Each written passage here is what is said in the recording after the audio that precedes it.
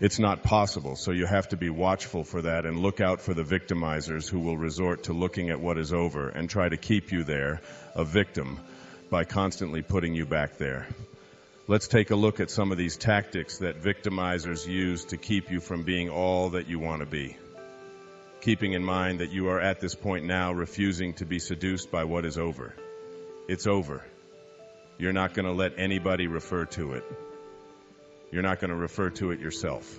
You're just simply going to be in the present or in the future. Question, why did you do it that way? A great victimizing stance gets you in the position of having to defend yourself. It's already done that way. Instead of asking you what you learned from what you've done and how you can avoid these errors in the future, they want to get into the whys. What they're doing, of course, is looking for blame. As soon as they can blame you and assign some kind of fault to what has just transpired, then you, of course, have a nice little victim. Another one. If you had only consulted me first, but it's over. That's what you have to always remind yourself it's over. Sure, if you would have consulted them, perhaps you would have done things differently.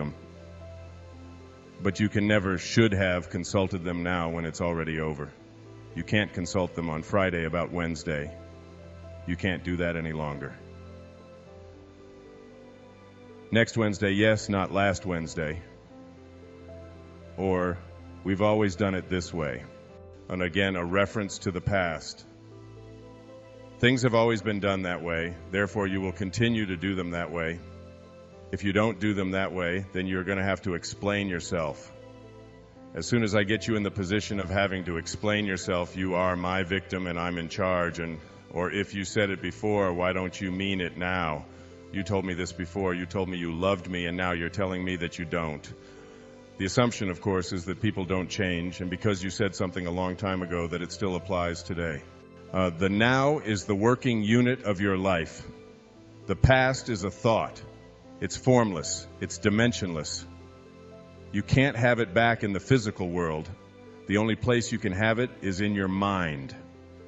So any reference to what was done in the past or what you said in the past is just usually an effort to get you to be there, a willing victim. If you don't go there, if you just know in your mind, it's almost like a new perception of reality for you. You begin to perceive reality the way it is now in the moment, and all of that stuff back there is only just a learning. It's only to be recalled if it's going to be effective now. If it's designed to get you to feel bad or to be manipulated, you don't go there. You simply don't go down that road.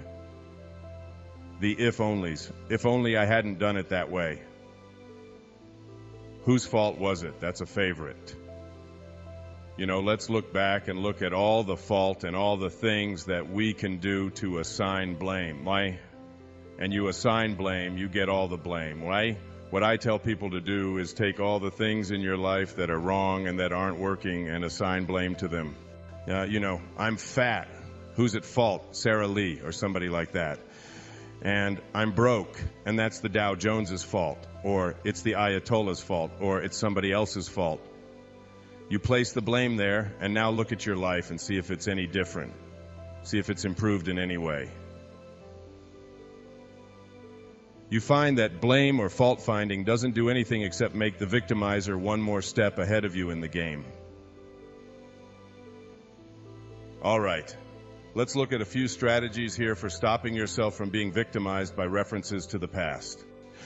When someone starts telling you things that have always been a certain way and we've always done things this way, you could respond very nicely with, would you like to know if I care about what you're telling me right now, or do you think that what you're telling me right now is relevant?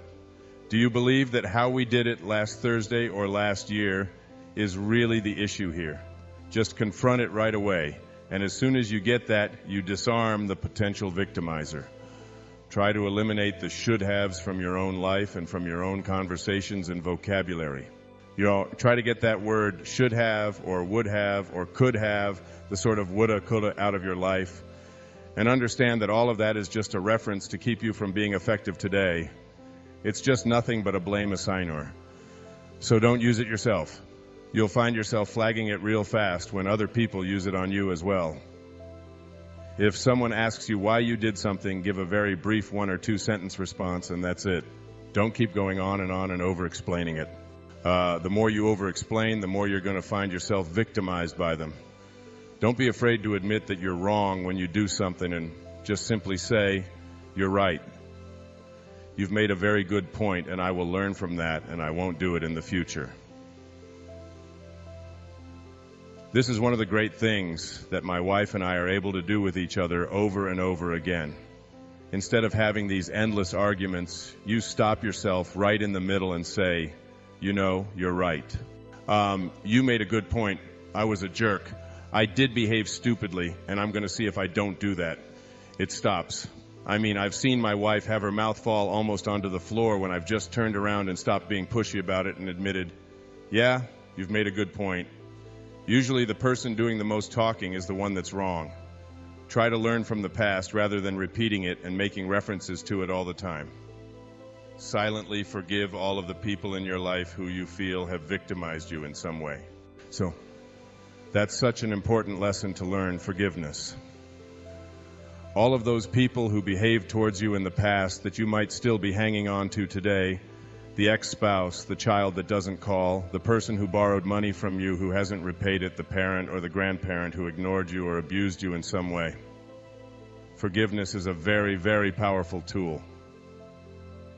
All of the spiritual masters who've ever come our way, including, of course, Christ on the cross, when someone threw a spear, a soldier threw a spear into him, his first words were, "Forgive them, for they know not what they do." And that's such an important concept to get. The reason that Christ was saying they know not what they do is because he was really saying that when you throw a spear into me, you throw a spear into yourself. We're all connected. We're all one. The same thing is true for all the people who have harmed you in some way. It's like a snake bite. If a snake comes along and bites you, no one ever died from a snake bite. The bite is just a bite. It's just a wound. You can't unbite a snake.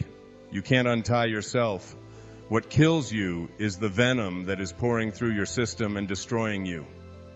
The metaphor here is that what is destructive to you in this whole business of not being victimized by what is over is the venom, which is your thoughts that you carry around. The behavior is done. You can't undo it.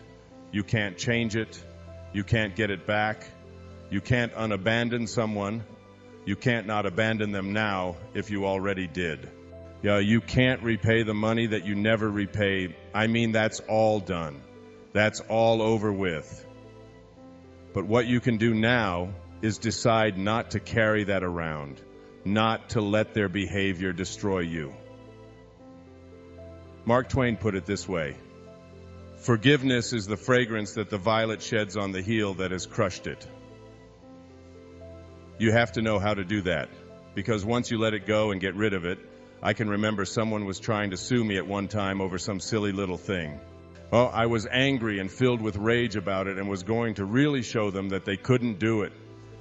Once I let it go and once I sent forgiveness out, then sent love where I was sending hate before, I lost the food that was dropped.